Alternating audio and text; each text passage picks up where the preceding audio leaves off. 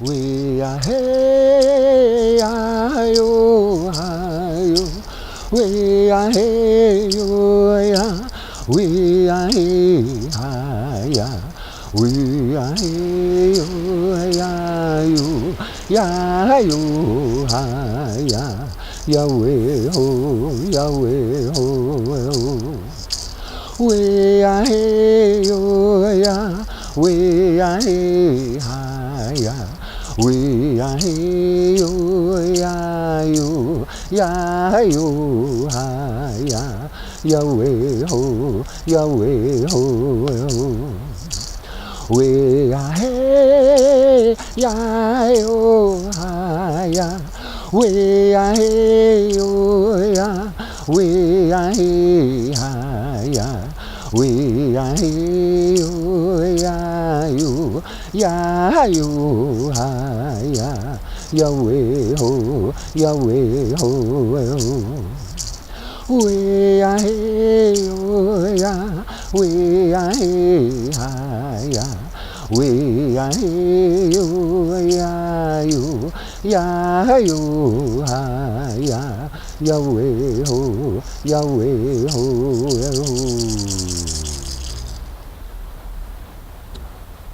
My name is Alawalade. In English, I've been called Lawrence Laughing, and my friends call me Happy. I come from a community called Akwesasne.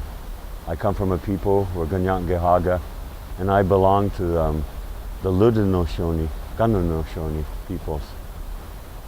I'm here right now in Chaakamaidu, the human beings who live on the foothills, surrounded by the state of California. We're here off the Deer Creek, off the old village of Wakaduk, which is now called Nevada City. I just want to acknowledge the land here, the people here, and for thousands of years the people here have lived in peace, and they lived with their mother, the earth, and they made such a beautiful, beautiful country here that when the first peoples came from Europe here, they couldn't believe how beautiful it was here and how much food and how rich and giant the trees were. So I want to acknowledge this land and the people that lived here for thousands of years, the Sayakam Maidu. I want to acknowledge too all the indigenous people across this Turtle Island here, all the way back to the east coast from the west coast, and all the way north and south, and to all that the people have shared with this land and our mother. Where I come from, we usually start with words of peace, so I'm going to start like that.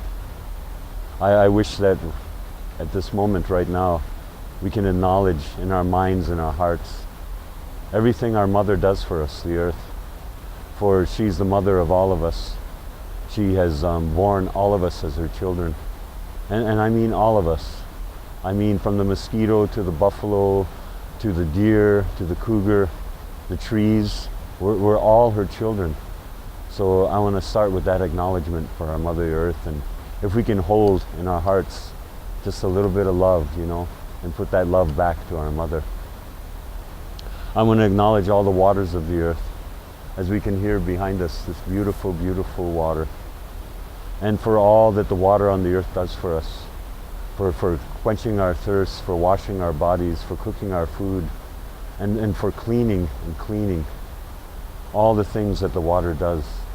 So if we, in this moment, from our minds to our hearts, from the tip of our toes to the top of our hair, just take this love that we have inside us, and for this moment just focus it on all the waters of the world. I want to acknowledge all the things that go close to our Mother Earth, all the bushes, all the insects, all the animals that are so close to her. They are our brothers and sisters, and they all contribute to life. So at this time, if we can take from our minds, our hearts, in our body, and just take that love that we have inside us and hold it there for a moment, for all that grows close to our Mother Earth. I want to acknowledge too all the things in between our world as human beings, the deer, the bushes, everything that that's on our two-legged view and hearing, all our brothers and sisters all that out there in this world. If we can take from our minds and our hearts and just focus some of that love on everything that's in our sight as two-leggeds. And that includes all the two-leggeds of the world. I just want to mention here that, you know, today we're getting too stuck on being two-legged, and we're forgetting our brothers and our sisters out there, and that we can't be here without them, and that we're all equal on that. So if we can remember that it's not just us two-leggeds here on the earth, and that we share this with so much. I want to acknowledge all the trees, all these beautiful, beautiful trees. We say that the trees are the elders, that they are like our Buddhas, for they're grounded firmly in the earth, and they forever raise their arms up in gratitude. So for these great, great beings who give us shade, who give us material, who give us medicine, I want to, if we can in this moment, from our minds to our hearts, and we can hold that love for all the trees all over the world. When we look up, we see the birds. In the morning we hear them singing. In the evening we hear them sing. We see all their beautiful colors that they share with creation. So in this moment now, from our minds to our hearts, if we can take that love that's inside us and just hold it now and focus in on all the birds of the world that share so much song and beauty with us. For that which we call the four winds that come from the four directions, that help with the seasons and bring the rains and bring the dry and bring the wet and bring the snow. For that which we call the four winds, to give our best thanks and our biggest acknowledgement. If we can take it from our minds and our hearts and just hold that for a moment, that great love that we have for the four winds. He rises in the morning. Where I come from, we call him elder brother. And the earth here is his little sister, his younger sister. And so every morning, elder brother shines all his love on his little sister. So if in this moment we can take that heart in our that love and our good minds, and we can focus that love that we have inside of each and every one of us and hold it to the sun and just hold our gratitude and our love. We see her rise too in the east. We call her Grandma Moon. She rises in the east and sets in the sun. She is the grandmother of life, we say. And it's her duty to look after all the newborns that are coming. She helps with that.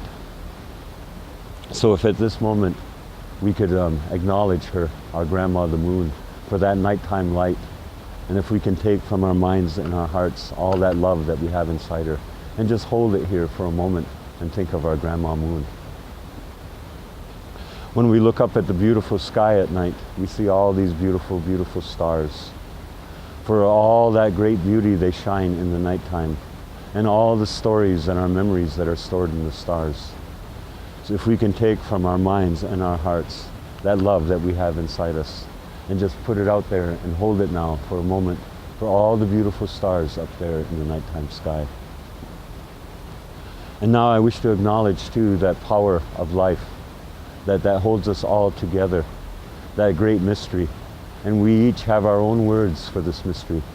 So if we can acknowledge now this mystery that holds all this together like a glue, our mother, her children, all our relations, and hold that great mystery now.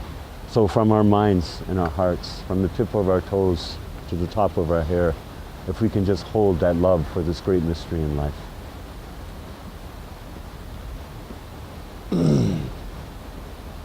Where I come from, we try to do this every morning.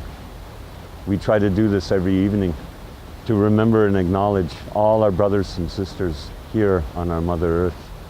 We do this to remember that we're somewhere between the anthill and the mountain, and to humble ourselves, and to remember, you know, how related we are. All my life I've been wondering about what is this that came to us here in North America, what they call the paternal way. And I've always known where I come from that we've had clan mothers, and that we've had the women, and that the language where I come from, the Ganyak Gahaga language, is a very feminine language. So I want to talk just a moment about this, what I've learned about paternalism and the maternal I found that when you come from a maternal society, you're taught from very little that it's not just about us two-leggeds. It's about all our brothers and sisters everywhere, and that we're all related. I've learned too that it seems when we come from a paternal system, we only think of the two-leggeds. We only think of our own children. We don't think too much beyond that. So I began to realize that there's a big problem in this, and that we have to return back to our maternal way of thinking about seeing the earth as our mom, really, really our mom, and that all the children that she bears, that's all our relatives, real close. So when you see that spider crawling across the table, please see that spider now as grandma, and please take grandma real gently and just place her outside, you know? That's the old way, you know? And sometimes I hear these stories of what they call lightning strike. I have a hard time with these stories. I can't kill a black widow. I can't kill a rattlesnake. I'm going to try and work with her and take her outside or move her away from the house. But I see her as grandma, so I hold her dear in my heart because of this, what I've been taught. So I can't just take a shovel, or I just can't take my thumb. It's not that hard. It's not that easy for me, because I see her as my grandma. The spider and the rattlesnake, they're both grandma in my language. So I try to always give that respect. It seems that in this world that we've gone too far into the paternal side, and it's caused all kinds of trouble in this world. So I'm going to try and address that in this talk as much as I can. The world seems to be in trouble as I look at it. I know there's a lot of beautiful people out there, and I know that our relatives out there are still following their original instructions. The poison oak, the grasses, the trees, the ground squirrels, the squirrels, they're all trying to do what their mother taught them right from the beginning of time. It's we, the two-leggeds, that have fallen away from that. We just have to look out back to our mother, and she'll teach us again. So with me, I'm always concerned about this, about how short-sighted and how our feelings have become so short now too, that we only think of our children. Where I come from, a peacemaker came to us long ago. One of the things that he taught us was, think not of ourselves or our children or our children's children, but make every act and deed that we do on earth for the seventh generation yet unborn.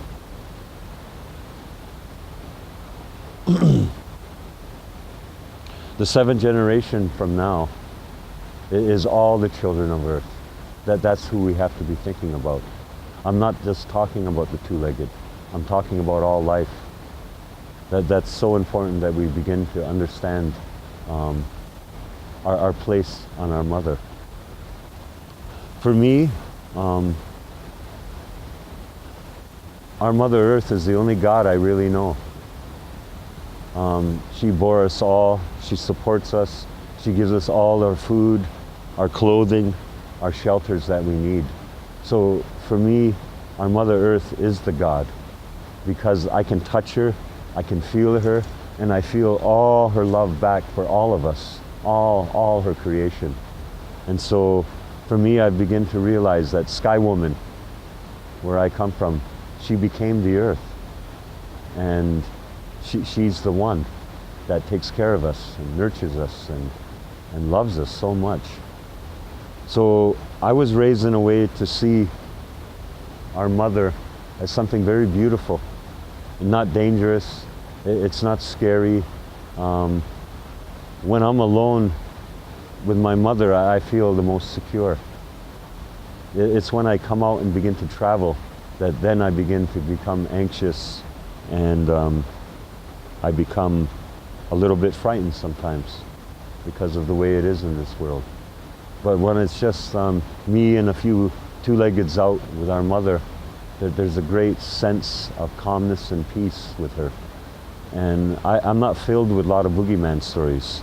I see the mountain lion as a close relative. I see the grizzly even as a close relative. I see grandma rattlesnake as close. I see the black widow as close. So I don't have this fear of them. I wasn't taught that way. I was taught grandma, you know. So I realized how lucky I was that I come from an old culture that built their whole way of life on working with their mother. So a big part of our problem today is that we've become colonized, and that now we follow this thing called the way of the empire. We have to really stop. We really have to stop.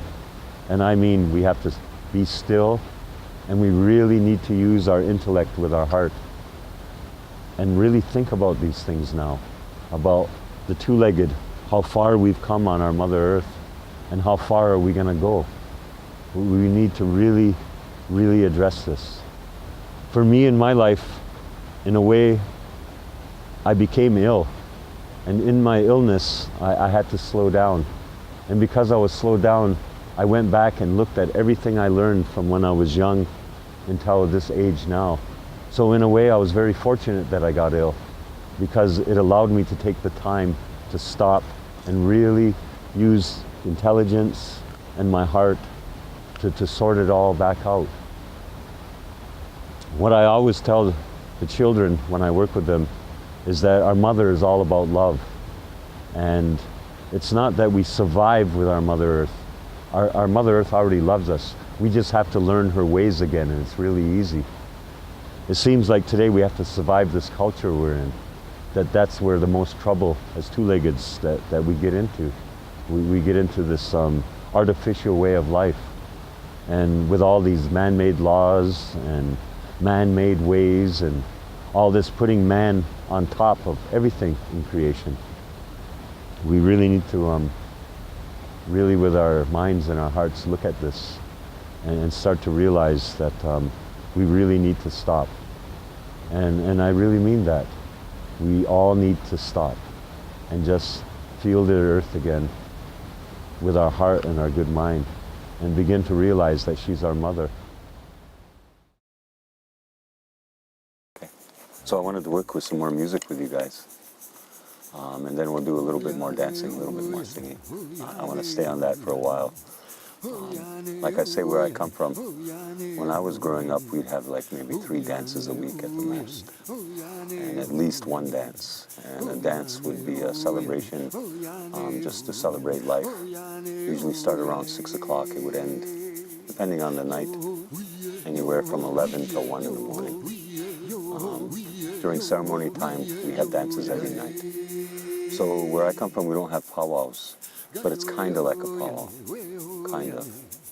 It's where I come from, everybody dances everything, except for the women's dances tonight. They don't really dance that. So every style comes out, and so everyone dances accordingly. That's the way it is where I come from. If you go to a powwow, people stay strictly to how they dance. They don't change their styles at a powwow. If they're a grass dancer, they keep dancing. If they're traditional, they keep doing traditional. If they're fancy, they just do fancy. But where I come from, we do a little bit of everything. So the way the longhouse used to look when I was growing up, it was a very long building. It was built in the late 20s by my family. They put up the land for the first longhouse. It was illegal at that time, but my people said, heck with that, and we put up our ceremony house. There's a door to the east, and there's a door to the west, and it goes that way. It's long that way. All the men where I come from sit on the east side of the house. All the women sat on the inside, the west side of the house. And towards the west is our center. So the protection is there. That's why we sit that way. We sit according to our clans, depending on who our mother is. So our mother dictates where we sit in the house. And I'm Turtle Clan, so I sit on the north side. And I sit with the Wolf Clan. We're brothers and sisters. Across the house, on the south side, is the Bear people. And the Bear people are known for adopting everyone. So they're the biggest because they adopt. They have the right to adopt anybody, the Bear people. So they're the biggest people. So there's 2 wood stoves in the house. And so one of the jobs to do is to start the fires, the woman's fire and then the man's fire. And then when you come to the house where I come from, you walk in the door accordingly. If you're a woman, you come in the woman's door. If you're a man, you come in the man's door. That's the way the house is set up. And that's the way we still sit. The house always starts with a prayer. Not quite a prayer, an expression of thanks for all creation.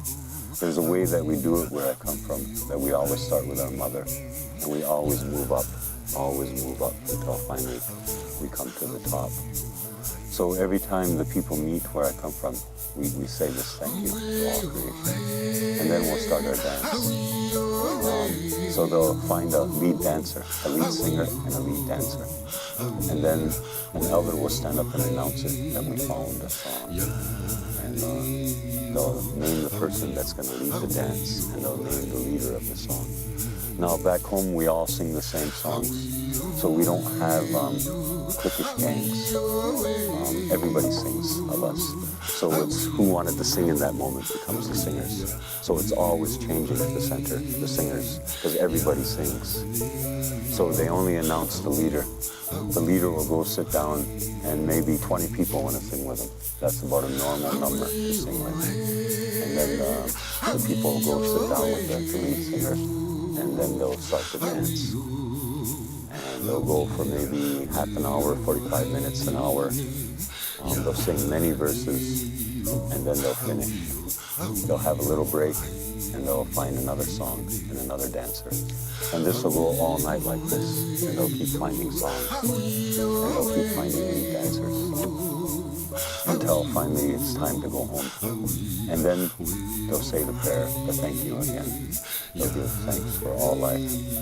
That second one they do is very quick. It only takes maybe 15, 20 minutes, the second one they do. It's called a quick thank you.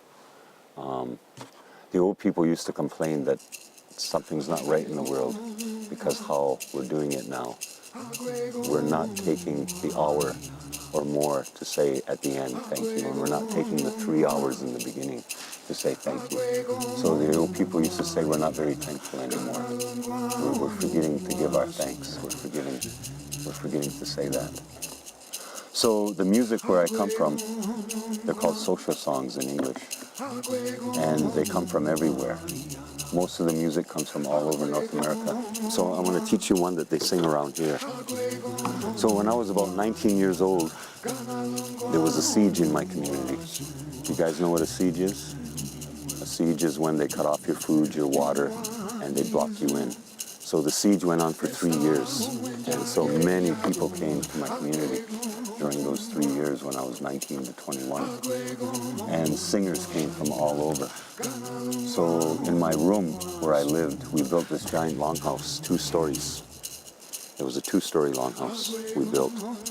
And we had all our meetings, and we had all our gathering area for our ceremonies and our workplaces downstairs. Upstairs were our bedrooms. Just lined the whole longhouse. Everybody had a cubicle. We had wood stove heat, so I don't know if you remember the old houses, they don't go all the way to the ceiling, the wall. That's so the heat can circulate. So it was all like that.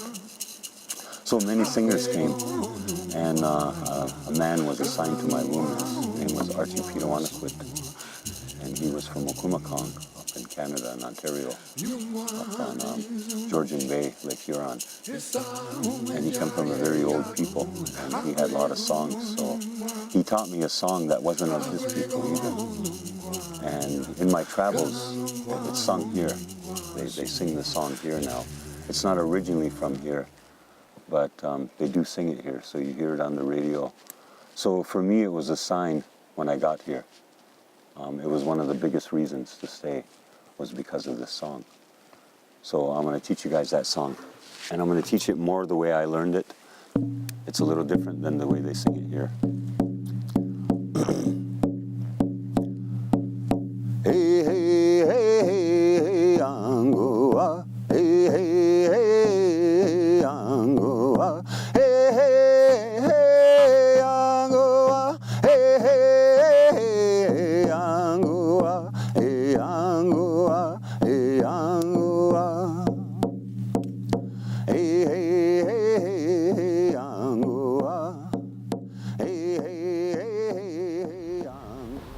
I just want to once again acknowledge all you good people out there, and to help you remember about that love that's in our heart, and that love that we're born with, and that love that comes from our mother, and to work with that every day, that great love. That great love is a great peace, and that's something that lived here on Turtle Island for a long, long time. We have to, as a two-legged, get back to that, this great love, this great peace, this way of the good mind, the good heart. So I just want to encourage everyone to always feel in their heart. Also to remember that this time that there's so much work that we have to do to bring back and to help our mother and all our relatives. I want to acknowledge once again all the beautiful people in this land here, the Sayaka Maidu, and to all the people that have come here to acknowledge, we all share the space. We're all here right now. We're all visiting each other. I'm going to end with just one song, and I put all my love into this song.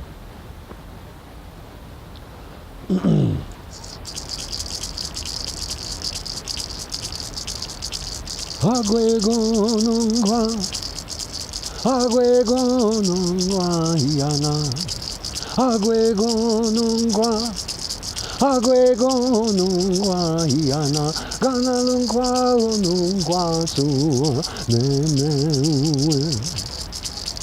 Agwe gonongwa, agwe gonongwa yana, agwe gonongwa, agwe gonongwa yana, ganalungwa onongwa su nene. Yungwa dinzu está uenjage yagu, agwe gonongwa, agwe gonongwa yana, ganalungwa onongwa su nene una. Oh, nyawa.